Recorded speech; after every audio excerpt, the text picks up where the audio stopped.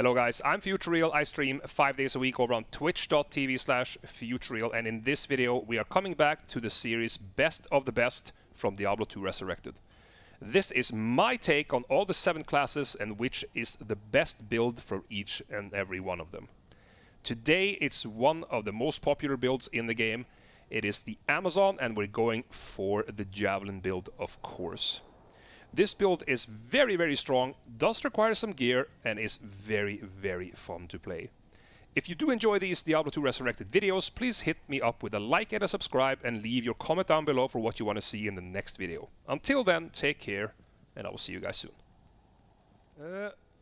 But here we have the Javazon.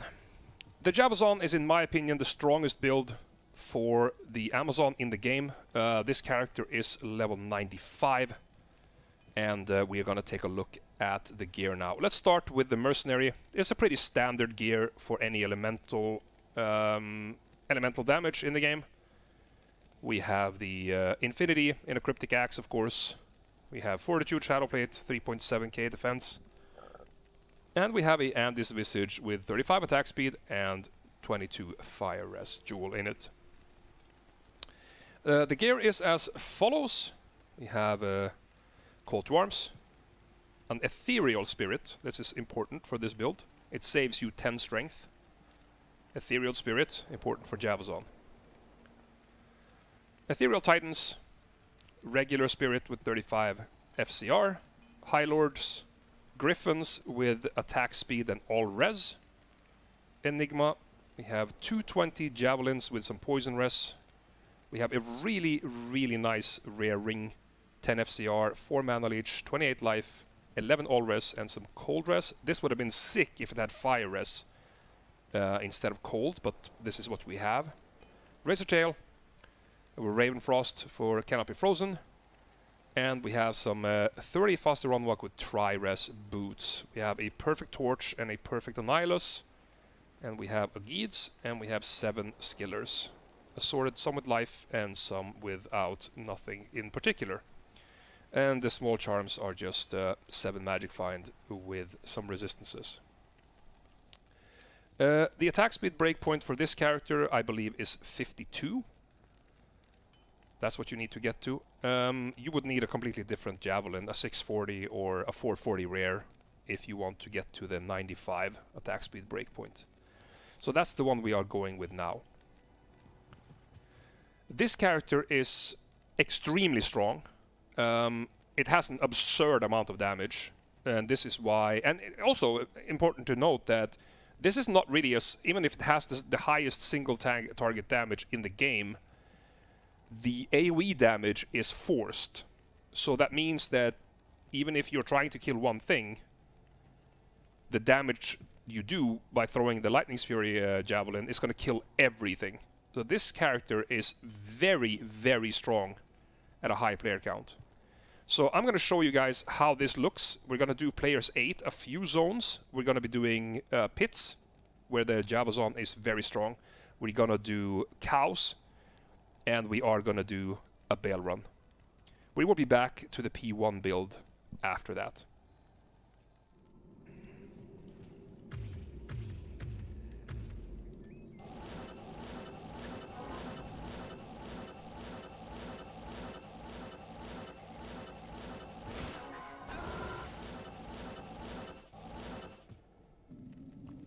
Okay, we are on players 8. Yeah, the FCR is obviously questionable, but it is what it is. For players 1, there is an argument that you can go for the 99 FCR breakpoint.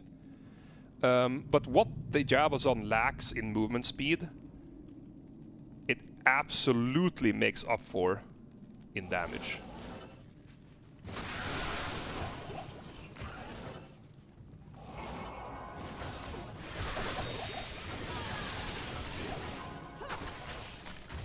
Okay, this is P8, guys. I'm just saying.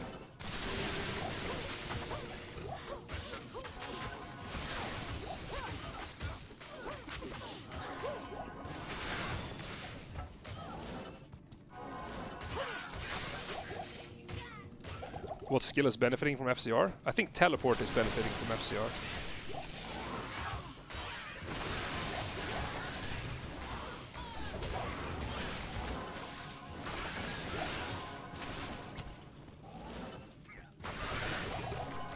So yeah, this character, it absolutely deletes this area, and this is on players 8. I'm just saying, like, this is no joke. This is ridiculous. It is. It absolutely is. So there's two things that you need to be mindful of when you're playing this build, and that is to not go too crazy on the Lightning's Fury. I know that Lightning's Fury is very cool, and it feels like your schlong is growing as you use it, but make sure that you don't run out of charges. It's very, very important to try to be conservative a little bit.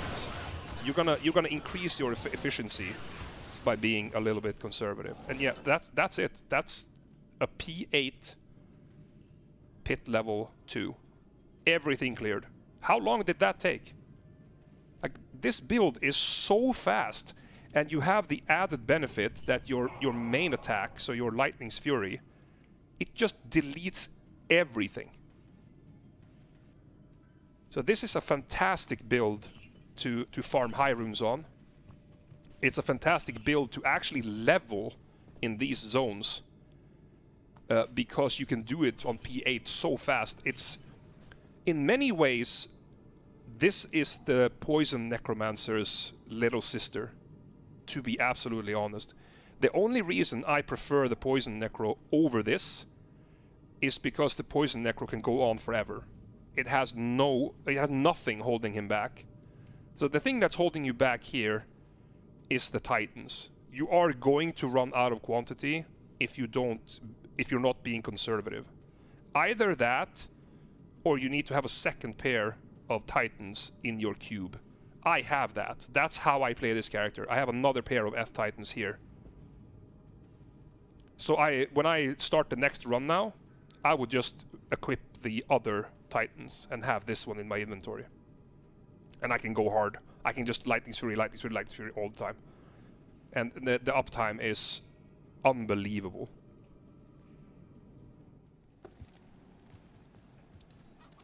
Okay, we have went and picked up Word's Leg. Gonna do a cow run. Same player count, of course. We are still players 8. And we're gonna take a look at how this pans out.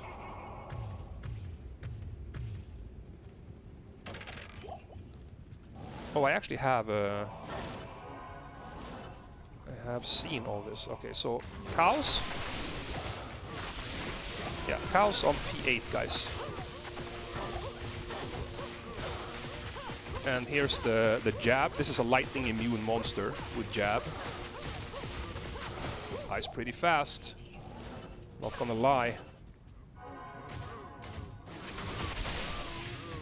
So, and also when you're doing the cow level, there is a lot of Lightning's Fury going on, right? So you should be equally conservative with your Lightning's Fury charges if you are farming this area consistently, because you have to make sure that you don't run out of charges.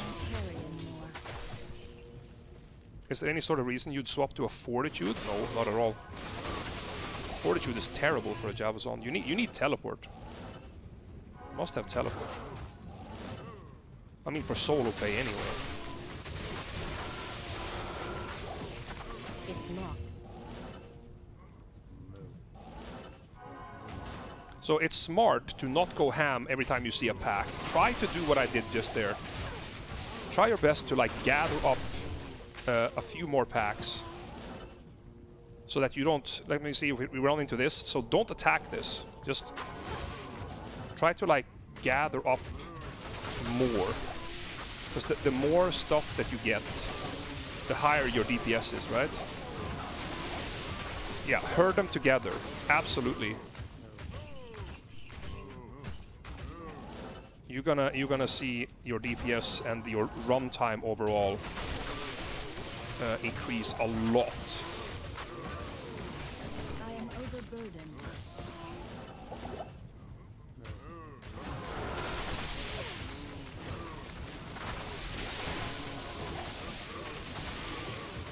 So yeah, Lightning's Fury is very satisfying, I agree. Let's try to get up the king here.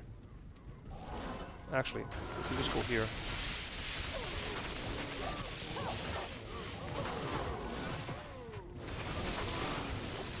The king, I think, is always lightning immune, unless I'm mistaken. Yeah, he's lightning and physical in this run, which is obviously no bueno. So we're gonna skip the king in this run, which is, you know, it used to be a benefit that he was lightning immune. So yeah, let's just like herd these guys together and just go apeshit. You just delete. Very strong build. A good contender for actually being the fastest and best cow running character in the entire game, with the Death Sentry Assassin and the Poison Nova Necromancer. It's absolutely ridiculously strong.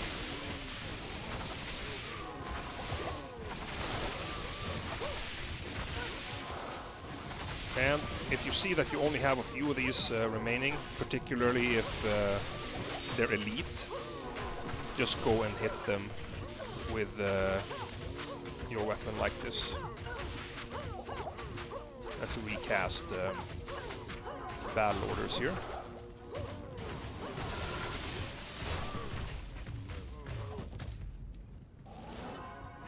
I probably should pick up a healing potion.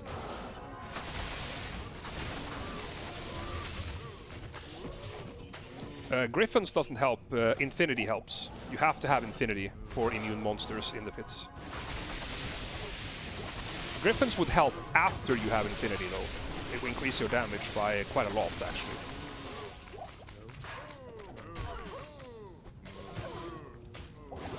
But you need a spell to break immunities. But once the immunity is broken, then Griffin becomes very strong.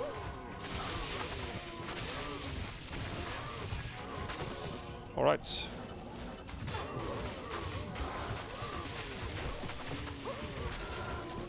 Yeah, you can use a lower resist one, but lower resist ones, at least for me, are more for like a one-time thing.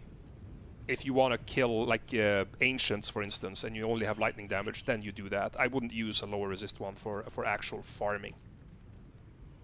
But that was the cow run. This is P8 cows. Unbelievably fast. And we're going to do one more thing for this character before we're going to switch to the P1 build, and that is we're going to do a Baal run. Okay, we have arrived at Worldstone 2. We're going to do a Baal run. Still on Players 8, as you can see. Let's see how fast we can do a Baal run. And obviously, as a... the good girl that we have to treat this character as, when we are only level 95, we are killing the elite packs on the way.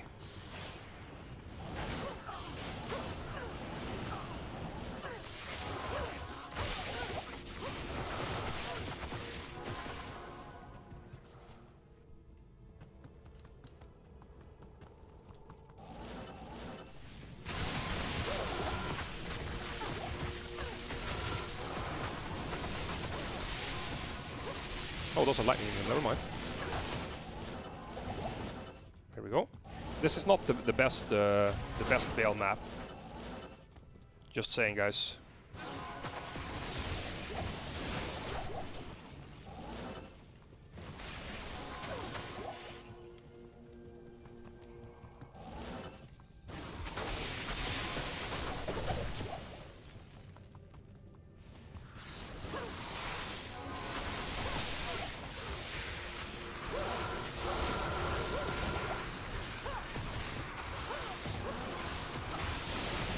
Souls are not that good. So we kind of got the worst of the worst here for these, but that's kind of cool though. We can show how this character deals with an actual really tough throne room here. We're on P8 souls.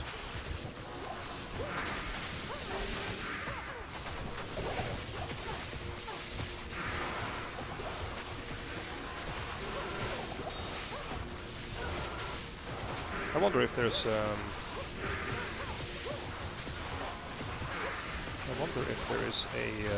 what's it called? An elite. Oh, there it is. There was an elite here. That's what I thought.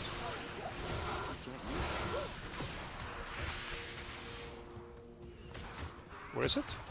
There.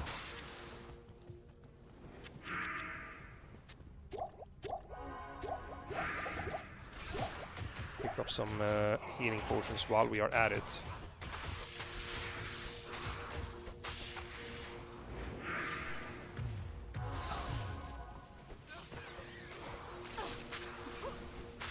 Oh, that guy didn't like being here. I need mana. Okay, so two things that are important to increase your DPS on the Baal run. Let's kill the last one first. So you see this pesky debuff that we have, right? So you want to stand around this second line of pyres, and you want to see his legs. And when you see that he's casting, it's not too hard to see. I'll try to show you. So you position yourself about here, so you see his legs. He can't curse you, and you see when he's casting. When he's casting, you teleport backwards a little bit to put your mercenary between yourself and the target, so that he runs towards, and they kind of like pile around the mercenary, and then you just kill them. It's a really nice technique of lining up all the units down here.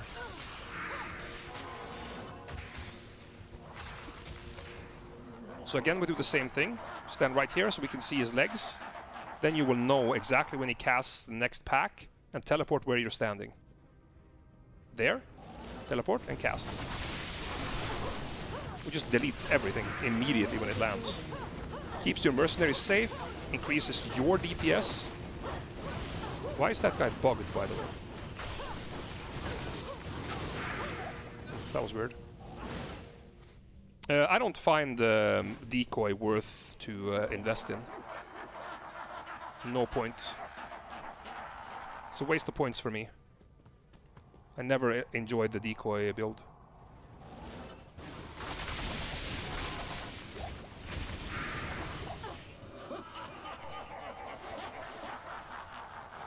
So same place, just next to this pyre around here. Look at his legs.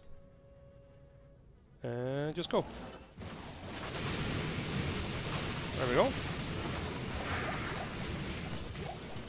That's P8, guys. That's a P8 immediate deletion of the game.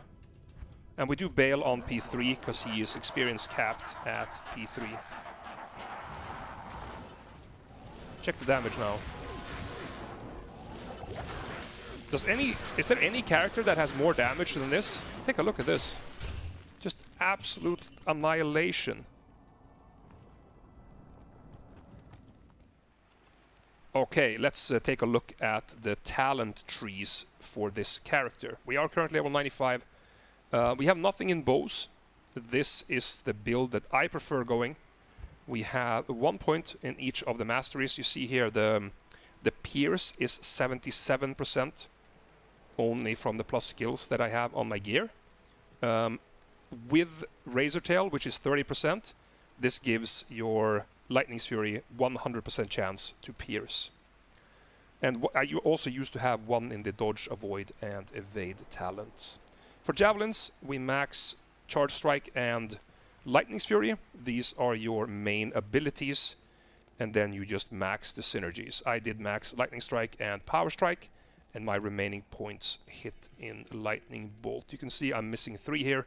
So this build will max out at level 98. So that's the build, pretty straightforward. There is consideration to make. Some people do like taking Decoy, for instance, or even Valkyrie. Some people don't do the Evade, Dodge, and Avoid talents. So you could have moved these 3 points into this tree and gone with a Decoy. That's all up to you. You can flavor this build a little bit, but that is the gist of it. So, yeah, check it out. But okay, we are here with the P1 build. It hasn't changed too much. as you can see here, the magic find has jumped up to almost 400, and that is basically just swapping out all the skillers with 7 magic find small charms. I have a variety of them with some res, some mana. So we have a full inventory of small charms here. So let's run to the pits and let's do a P1 run in the pits. It's gonna be unbelievably fast, of course. We have the same mercenary, the same really strong mercenary, the same damage almost on Lightning's Fury. We're doing 2700 damage. Yeah, the build is ridiculous, and even if it is super strong for P7, it also works for P1. Now, even though the teleport here is kind of yikes, that is something you have to get used to playing a Javazon. It's still a very fast build.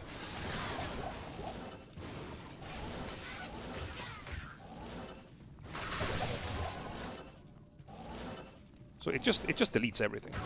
Like there's nothing that can stand in the way of this character. I need mana. Round shield. Almost got a grailer.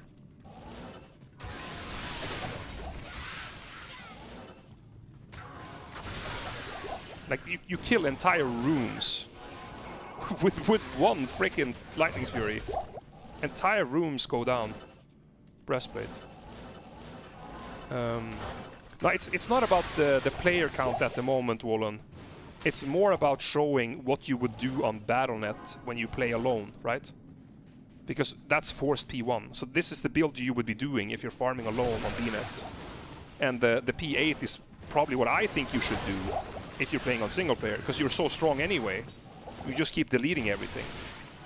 There's really no point in doing players 3 on single player when you delete everything on player 7, right? So that's it. That was the pit run. It's so fast. So this build is absolutely amazing. It's not a terribly expensive build. You know, you have the Enigma and the Infinity, but it's not as bad as the Poison Necro. It's still quite pricey, but not as bad as the Poison Necro. So this is definitely a build that I recommend you guys to check out. Oh yeah, of course you can do cows without Enigma. You can do all this without Enigma. You're gonna take longer, but you're gonna have to start somewhere, right? Like you literally, you can't go from just finishing the game and then having Enigma and Infinity. So you're gonna have to start with something. The pits is a good place to start. Cows is a good place to start. Those are your 2 areas. Because this character is not great at Travancore without Infinity. So I do recommend cows and pits on P1. That's what I would do. So that was the conclusion of this video. I hope you enjoyed it. If you like more of these videos, leave your comment down below for what you want to see, and I will be making the other characters later. Thank you guys for watching, and I will see you next time.